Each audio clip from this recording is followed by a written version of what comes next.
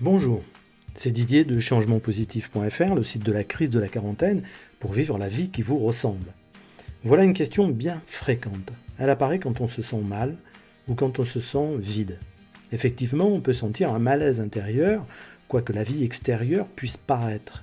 Quant au vide, il peut prendre beaucoup de place alors qu'on a les signes extérieurs du contraire, c'est-à-dire une vie occupée, riche en relations, événements et même réussite sociale et financière. Alors on peut se poser cette question, comment savoir ce que je veux ? Quand la question survient, c'est qu'il y a prise de conscience que votre vie ne vous ressemble pas. Et alors on peut résumer cette question à la véritable question. Comment savoir qui je veux être dans ma vie ? Si ce que vous faites ou devenez n'est pas vous, eh bien cela crée du mal-être. Pourquoi ? Parce que cela revient à vous demander si vous avez décidé de votre vie. Qu'est-ce que vous n'avez pas choisi ? Ou pas vraiment décidé ? Qu'est-ce que vous pensez avoir décidé ? Mais ce n'est pas tout à fait la réalité. Est-ce que mes projets sont moi ? Est-ce que c'est ce que j'ai à réaliser dans ma vie ?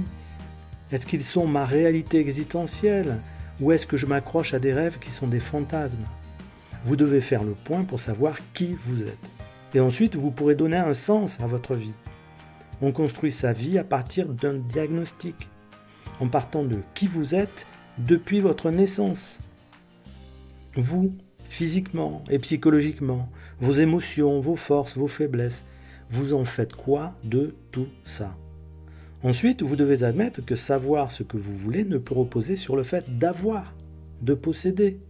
Sinon, vous serez toujours dans la quête de savoir ce que vous voulez. Et en fait, ce sera savoir ce que vous voulez avoir. Savoir ce que vous voulez repose sur la question de savoir ce que vous voulez être dans votre existence et non pas ce que vous voulez avoir dans cette existence. C'est la confusion fondamentale de beaucoup de personnes. Et cette confusion amène beaucoup d'entre vous à se tromper, jusqu'à ce que ce soit insupportable et que la crise se révèle.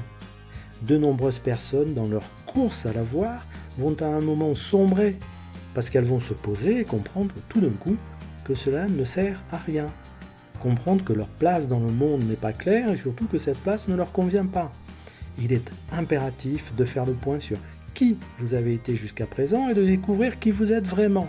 C'est la découverte primordiale de votre vie. Qui êtes-vous en dehors des modèles conditionnés par les autres ? Ensuite, pour partir à la découverte de vous-même, commencez par faire des choses nouvelles, pas à pas, pour voir ce qui va se découvrir en vous, chez vous, par vous, pour vous. C'était Didier, vivez bien votre vie. À vous, et je vous dis à bientôt.